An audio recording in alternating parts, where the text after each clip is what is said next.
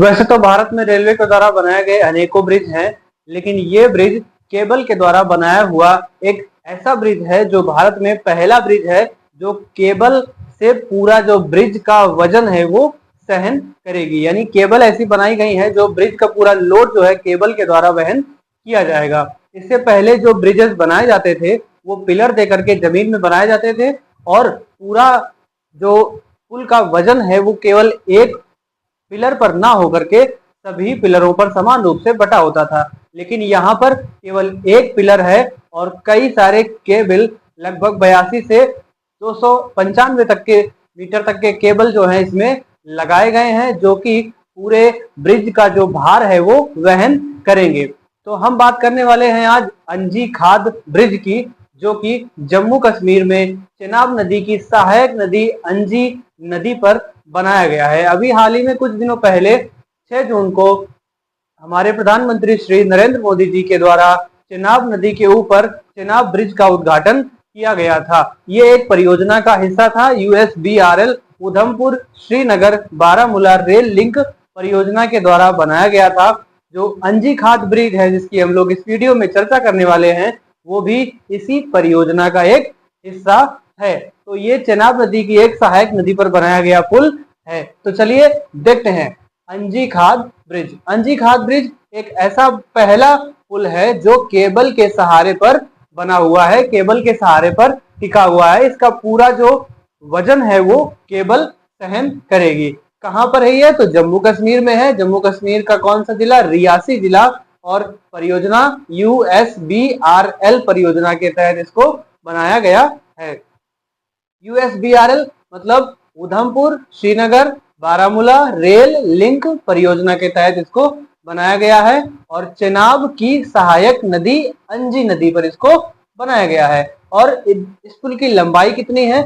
इस पुल की लंबाई 725.5 मीटर लंबा है और जो स्तंभ है, स्तंभ की ऊंचाई जो है वो 331 मीटर ऊंची है। यानी पिलर की जो हाइट है वो 331 मीटर हो जाती है।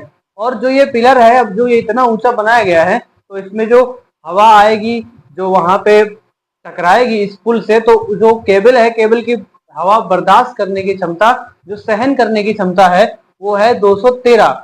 मतलब अगर 213 किलोमीटर प्रति आवर की स्पीड से हवा चलती है पुल की तरफ तो जो केबल है वो उसमें कुछ हानि नहीं होगी और पुल जो है सुरक्षित बना रहेगा। तो इतनी स्पीड बर्दाश्त कर सकता है ये। इसके अलावा 100 किलोमीटर प्रति घंटा की चाल से ट्रेन वहां से गुजर सकती है। इस पुल की ये क्षमता है, 100 की स्पीड से ट्रेन को गुजार सकता है। और हवा अगर 213 किलोमीटर प्रति घंटा की चाल से पुल की तरफ आएंगी तो पुल का कोई भी बाल भी कह सकते हैं बांका नहीं होगा, तो पुल जो है सुरक्षित बना रहेगा। और इसमें कितनी केबलों का प्रयोग किया गया है? 96। तो पुल बनाने में जो केबल का प्रयोग हुआ है वो 96 हाइब्रिड केबलों का प्रयोग हुआ है। और इसकी क्या विशेषता है? 12.3 फीट चौड़ी सर्विस रोड है। यानी इस पुल पर 12.3 फुट चौड़ी सर्विस रोड दी गई है। अब इतना लंबा पुल है तो पुल में जो है कभी कोई खराबी या मेंटेनेंस किया जाएगा तो आदमी वहां कैसे पहुंचेंगे? तो उसके लिए सर्विस रोड की व्यवस्था की गई है। इसके अलावा दोनों तरफ 5 फीट तक फुटपाथ है। यानी ब्रिज के दोनों तरफ, दोनों सिरों पर 5 फीट का फुटपाथ दिया हुआ है।